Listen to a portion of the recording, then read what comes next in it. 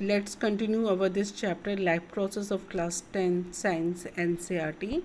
In this video I will explain you about activity 6.1. In the previous video I have told to you about this one all what is nutrition, autotrophic nutritions and this much more. Then today I will explain you this topic or this experiment activity 6.1. Okay, with the help of this activity 6.1, then you can understand that chlorophyll is a very important for photosynthesis. Then in this experiment it shows that chlorophyll and starch both are very important for the photosynthesis. For making the starch chlorophyll is a very necessary, okay, for the photosynthesis process. Let's start now here. Then in the first point they have written, take a potted plant with a variegated leaf, for example money plant or crotons. First of all, student, I want to explain you what's the meaning of the variegated leaves. Variegated leaves are those leaves in which two colors are given, means partial green colors are given. Suppose you will see here is a green, but in the center it is a white here. Okay, or you can take the example of the money plant. The leaves of the money plant is not green in color.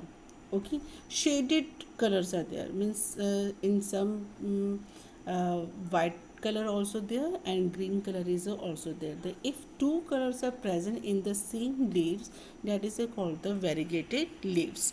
Then we can take either money plant or crotons, because these two plants we can use for the decoration purposes. But for this experiment we can take the plant of a money plant. Okay, we can take the plant money plant. Then let's start now in the second point. Here, keep the plant in a dark room for 3 days so that all the starch gets used up. Yes, now you can take the potted plants are those in which the plant which is present in the pot, that is called the potted plant. Now you will keep this potted plant in the dark room, okay, for 3 days. Then what happen if we keep this potted plant in the dark room? Then what happen, the starch which is present in this potted plant, all the starch are used by these plants. Okay, then we want to discharged these plants, that's why we will keep these plants in the dark room. Now after that, in the third point, keep the plant to sunlight for about 6 hours. Now after this dark room, you will take this plant from the dark room and keep in the sunlight for the 6 hours. Okay students, now you will keep this potted plant in the sunlight for the 6 hours. Now fourth point, plug a leaf from the plant, mark the green areas in it and press them on a sheet of a paper. Now plug, you will take the leaf. Okay, you will take the leaf from the potted plant. This is your potted plant. Okay, you will take this leaf from you will take only one leaf. Okay, suppose that you have taken one leaf from the potted plant and you can mark it where the green areas are there. Suppose that green areas is here, then you will mark and trace in your paper. Okay, now then after, dip the leaf in a boiling water for a few minutes.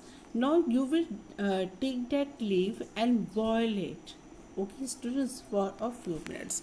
Now question is here, why we'll boil the leaves, okay, in for few minutes? Very simple, we can boil the leaves for break down the cell membrane of a cell and make the leaf more permeable.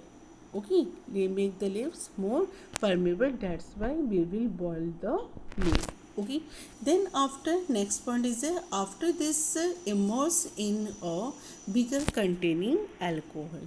After the boiling, you can take out this leaf, okay, and then after you will shift in the alcohol, okay, in another beaker in which alcohol is present, okay. Now carefully place the above beaker in a water bath and heat till the alcohol begins to boil. Now students, you will see here, first you will plug the leaf, okay, then after we will boil the leaves, then after we will keep in the alcohol, and then after we will give the water bath. Now students, what's the meaning of the water bath here? Water bath means, suppose that you cannot be direct hit the alcohol beaker. You know why? Because alcohol is a highly inflammable liquid. Okay, so if alcohol is heated directly over a flame, then it will catch fire at once. That's why we will keep the water bath. Now, how we will keep the give the water bath? Suppose that this is your burner. Okay, this one is your burner, and here is a water course. Now you will take anything, you will take the chana dish also, you will take the bigger beaker, okay, you will take anything, okay. I will take the here chana dish, bigger chana dish, and put a water in it, okay. And then in this chana dish you will keep the beaker here, okay. And in this beaker alcohol is a present and leaves is a present, okay. That is called the water bath. When we boil this water, this when the china dish water start to boil, then it will provide heat to this beaker, and then this alcohol is a warm up, and the leaves which is present inside this beaker, it will discharge the green color. Question is that why we will give the water bath to alcohol, okay, then water bath to alcohol in which green leaves is present. Very simple, to discharge or to remove the chlorophyll from the leaves. That's why we will give the water bath, okay. Now after that, here next point is carefully place the above beaker in the water bath and heat till the alcohol begins to boil. What happens to the color of the leaf? Very simple, the color of the will be discolored, okay. Then all the green colors are removed in this solution. Now your leaf becomes a totally white in color, okay, and this green color is goes inside the solution. Now dip the leaf in a dilute solution of iodine for a few minutes.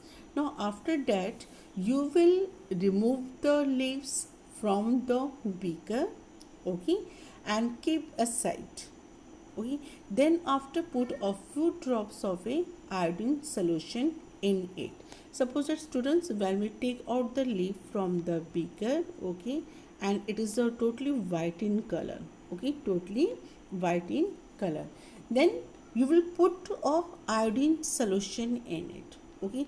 When you put the few drops of iodine solution, then it will change the color, it will shows the blue black color, okay. Then blue black color, it will not show on the whole leaves, okay, it will not show on the whole leaf, it will show only where the starch is a present. You will see here it is here green in color, here is a green in color, green in color.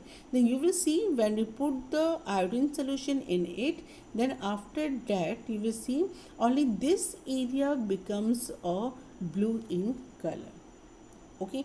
And iodine solution, okay, question will also ask to you why we use the iodine solution only. So we can use the iodine solution because iodine solution we can use for the test of a starch, okay. Then student, this experiment or this activity totally proved that, okay, chlorophyll is a very important, is a very necessary for making the starch in the leaf or in the process of a photosynthesis. If chlorophyll is not present, then plant cannot be make the food. Okay, that's why chlorophyll is a very important here.